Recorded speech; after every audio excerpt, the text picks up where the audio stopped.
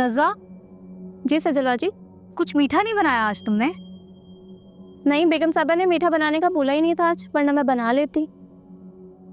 अरे आज तो इस घर में कुछ मीठा बनना चाहिए था। एक काम करो ना, अभी बना दो कुछ अच्छा सा मीठा, मेरा बहुत दिल कर रहा है मीठा खाने को। हाँ जी ठीक। ये खुशी अनम के इस घर से जाने की है या उस थप्पड़ की जो तुम्हारी वजह से अनम को पड़ा? मुझे आइडिया नहीं था कि तुम इतनी चीप हो। Oh hello, mind your language, तमीज में रहो वरना क्या? पहले तो मुझे फिर भी तुमसे हमदर्दी हो सकती थी, लेकिन ये जो तुम शर्मिंदा होने के बजाय सेलिब्रेशन के मूड में हो ना, उससे साफ जाहिर हो रहा है कि अनम को तुमने जानबूझकर तकलीफ पहुंचाई। फाहद भाई और अनम के दरमियान मसाइल पैदा कर रही हो तुम। तुम्हें ऐसा क्यों लगता है कि हर कोई तुम्हारे जैसा है, मौका परस्त और साजिशें करने वाला? ना तो मैं मौका परस्त हूँ और ना ही मुझे साजिश करनी आती है। हाल बता, तुम जो साजिश कर रही हो वो मैं जान चुकी हूँ। दूसरों पर इल्जाम लगाना बहुत आसान होता है ना, अपने लिए सब जस्टिफाइड है। कम से कम मुझ पे वो इल्जाम तो मत लगाओ जो तुम खुद हो। कैरेक्टरलेस, सजल। क्या सजल नहीं हो क्या? कुछ अलग कहा मैंने क्या? तुम्हारा अपना एक्सपीरियंस से तुम्हारी फैमिली, रिश्तेदार, मोहल्ले वाले तुम्हें यही नहीं कहते?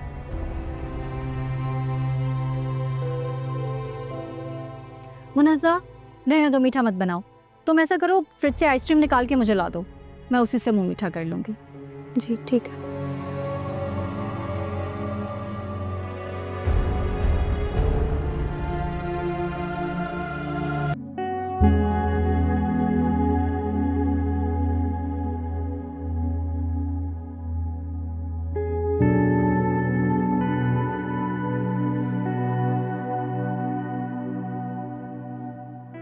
क्या नजरें चुरा लेने से तुम्हारे दुख छुप जाएंगे? तुम्हारी खामोशी सब बता रही है कि कुछ कहा है किसी ने। नहीं। तो फिर इस उदासी और बेचैनी की वजह? मैं सोच रही थी कि अगर मैं और आप कभी ना मिलते तो ये हम दोनों के हक में अच्छा होता।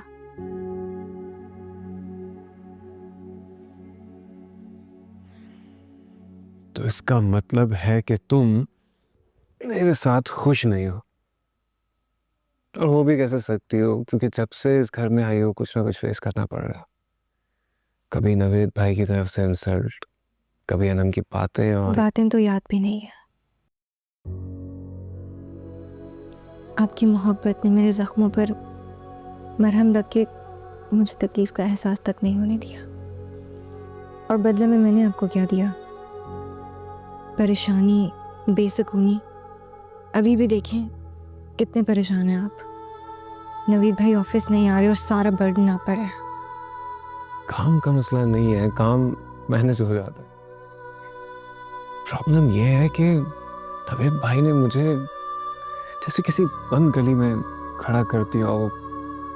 क्या मतलब? पहले भी मुझे अंदाजा था इस बात का, लेकिन अब पूरी तरह से एहसास हो रहा है कि नवीद भाई ने सब कुछ अपने कंट्रोल पे रखा हुआ था। Current projects, future plans, each and everything सब मुझसे छुपा रहे थे वो। और अब जब वो ऑफिस नहीं आ रहे और मुझे संभालना पड़े, it's too difficult for me. समझ नहीं आ रहा कहाँ से स्टार्ट करूं। क्या मैं आपकी कोई मदद कर सकती हूँ? वैसे मैं यही चाहती हूँ कि आप नवीद भाई को मना लें और ये सारा मसला ख़त्म हो जाए। लेकिन अगर मेरी मदद की ज़रूरत हो तो बताइएगा। ऑफ कोर्स तुम मेरी हेल्प कर सकती हो, बल्कि सिर्फ तुम ही मेरी हेल्प कर सकती हो। मेरे लिए एक अच्छी सी कॉफी बना के। इस वक्त कॉफ़ी पियेंगे तो आपको नींद नहीं आएगी। सोना कैसे है इस वक्त? इस वक्त सो गया तो काम कौन करेगा? वैसे ही आज का दिन बहुत थकावट वाला गुजरा है। सर में बहुत दर्द है। कॉफ़ी से सर दर्द बढ़ जाएगा। पेन किलर दे देती हूँ आपको, या सर दबा दूँ?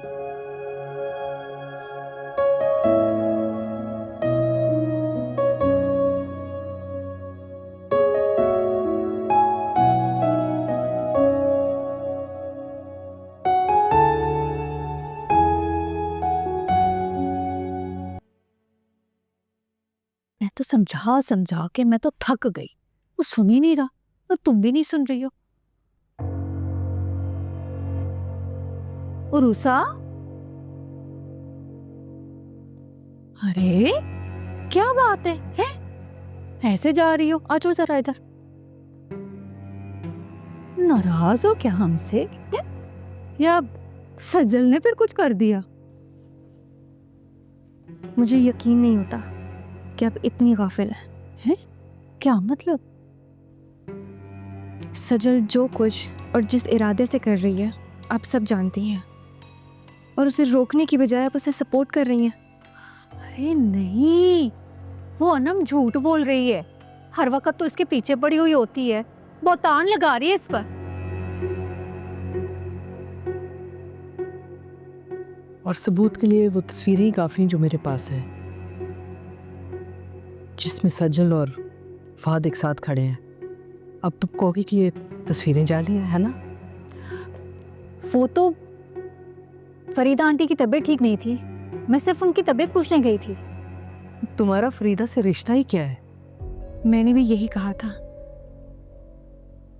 कि सजल को अवॉइड करना चाहिए ऐसी जगह पे मिलने से जहाँ पे किसी और के रिश्ते में दरार आए।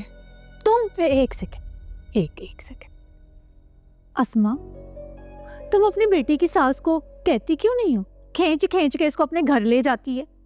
वो सिर्फ अपनी बहू को नीचा दिखाने के लिए इसे मोहरा बना रही है। अच्छा, और ये खुशी खुशी मोहरा बन रही है ये जान के कि फरीदा इसे इस्तेमाल कर रही है? नौशीन, इसका तो मतलब यही है ना कि मेरी बेटी जो कर रही थी वो ठीक ही कर रही थी, मुझे उसे रोकना नहीं चाहिए था। मैंने तो सिर्फ एक तो हर कोई मेरी बेटी को इस घर से निकालने की कोशिश करता है, क्यों भला? अब जरा मैं भी देखूं इसे कौन निकालता है यहाँ से। अच्छा, तुम मुझे रोकोगी? मैंने तुम पे एहसान किया है, तुम्हें और तुम्हारे बच्चों को यहाँ रख के, तुम लोगों को तुम्हारा हक दे के। ये मेरा ज़र्फ है, इसे बेबसी या मजबूरी मत समझना। मैं किसी से डरती नहीं हूं, मैंने तो नेकी किया है। एहसान नहीं किया है अस्मा, ये मेरा हक था जो मुझे मिला है। और अगर मैं तुम्हें तुम्हारा हक ना देती तो तुम क्या करती? पूरी जिंदगी कोर्ट कचहरी के चक्कर लगाती। मेरे बच्चों ने कितना मुझे रोका कि मैं ये सब ना करूं, तुम लोगों को इस घर में ना रखूं, लेकिन मैंने अपने बच्चों की एक नहीं सुनी। पता है क्यों? तो मैं यही सोचती रही कि जब मैं मर के जाऊंगी, जावेद से मिलूंगी ना, तो उसको मैं क्या मुंह दिखाऊंगी। जुल्म मैं नहीं कर सकती थी तुम सबके साथ, लेकिन अब ये सब क्या हो रहा है? ये मत समझो कि मैं कुछ कर नहीं सकती। मुझे नौशीन इतना मजबूर मत करो कि मैं अपना ज़र्फ खो बैठूं। याद रखो तुम।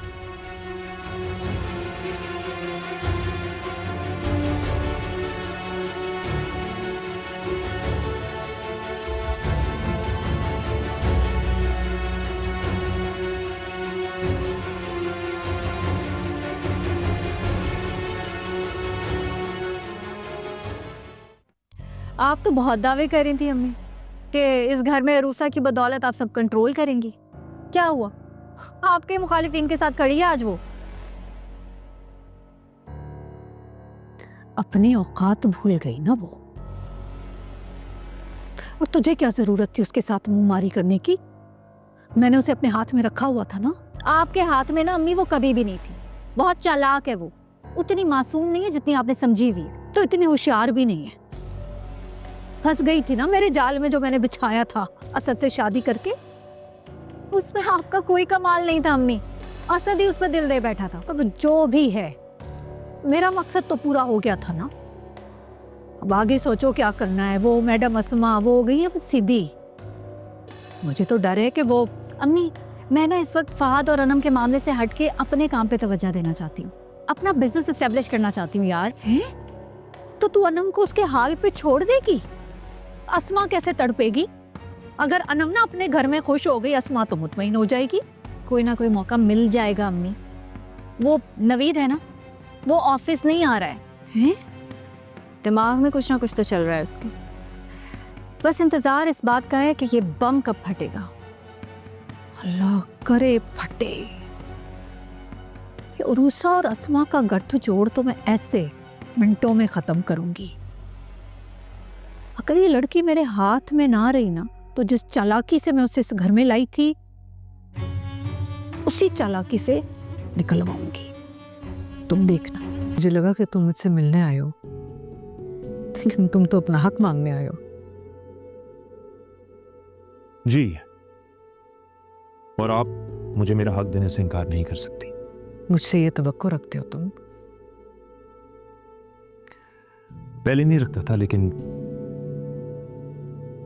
अब मुझे आपसे कोई तवक्को नहीं है। मैंने तो कभी किसी गैर का हक नहीं मारा, अपनी औलाद का हक मारूंगी। मैं तो सिर्फ ये कह रही हूँ कि तुम्हारे बाबा ने बड़ी मेहनत की थी अपनी कंपनी बनाने में। उनका नाम जुड़ा हुआ है इस कंपनी से। इस बिजनेस को मत तोड़ो बेटा। तुम अगर अपने शेयर निकाल दोगे तो। और आप क्या चाहती हैं? मैं अपने हक के शेयर्स आपके इस लाडले को भीख में दे? बिल्कुल मैं मानता हूं बाबा की बरसों की मेहनत है, लेकिन मैंने झक मारी है क्या? मैंने बरसों की मेहनत नहीं की, मैंने दिन रात एक नहीं किया। वरना आप मुझे बताएं, मेरे अलावा किसकी हैसियत थी कि वो उस काम को संभालता? पूछ लेना, अपना लाडला बेटा बैठा है ना आपके साथ, पूछे इनसे कब से काम बंद पड़ा हुआ है। क्यों? Because he can not handle it. Ask him. नहीं, ऐसी बात नहीं है।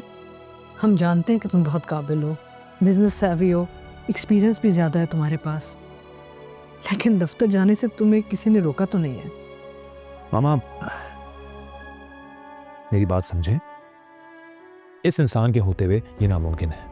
ऐसा मत बोलो, भाई है तुम्हारा। जाहिर है।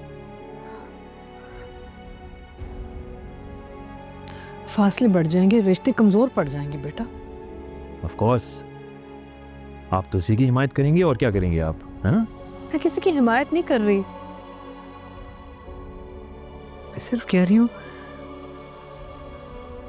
तुम दोनों के बीच ये झगड़ा बढ़ना नहीं चाहिए। लोगों के सामने तमाशा मच जाएगा हमारा। मामा, खुदा का वास्ता, stop trying to emotionally blackmail me. आपको क्या लगता है कि मैं इस घर के साथ साथ इसको ये बिजनेस में हैंड ओवर कर दूंगा? अगर आपको ऐसा लगता है ना, तो ये आपकी गलत फहमी है। अगर आपने मुझे बिजनेस नहीं दिया ना, मेरे हक के शेयर्स आपने मुझे नहीं दिए, तो मैं आपसे छीन लूंगा, कानूनी कार्रवाई करूंगा इसके खिलाफ। कब्जा नहीं करने दूंगा मैं इसको। इसकी नौबत नहीं आएगी कि घर, पैसा, प्रॉपर्टी कुछ नहीं चाहिए मुझे, और ये मैं आपको लिख के देने के भी तैयार हूं कि इस घर की किसी भी चीज पे मेरा कोई हक नहीं है मामा, सिवाय आपके। आप चाहती हैं ना कि ये कंपनी ना टूटे, लोग तमाशा ना देखें, तो ऐसा कुछ नहीं होने दूंगा मैं उषा को लेके यहाँ से चला जाता हूँ। नवीन भाई, आप रहे इस घर में, क्योंकि आपकी यही ख्वाहिश है ना। और वैसे भी मामा, बिजनेस तो इनके अलावा कोई और संभाल ही नहीं सकता। असद बेटा, तुम मुझे छोड़ के चले जाओगे? नहीं मामा, ऐसा कभी नहीं हो सकता कि मैं आपको छोड़ दूं। मैं रह ही नहीं सकता आपके बगैर। मैं मिलने आऊंगा आपसे, रोज आया करूंगा आपके पास। बस भाई की शर्त पूरी कर रहा हूं।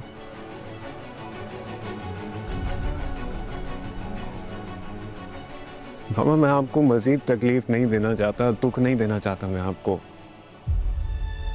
बहुत परेशान किया है मैंने आपको। अब इस मसले का वाहिद हल यही है कि मुझे इस घर से चले जाना चाहिए। असद बेटा,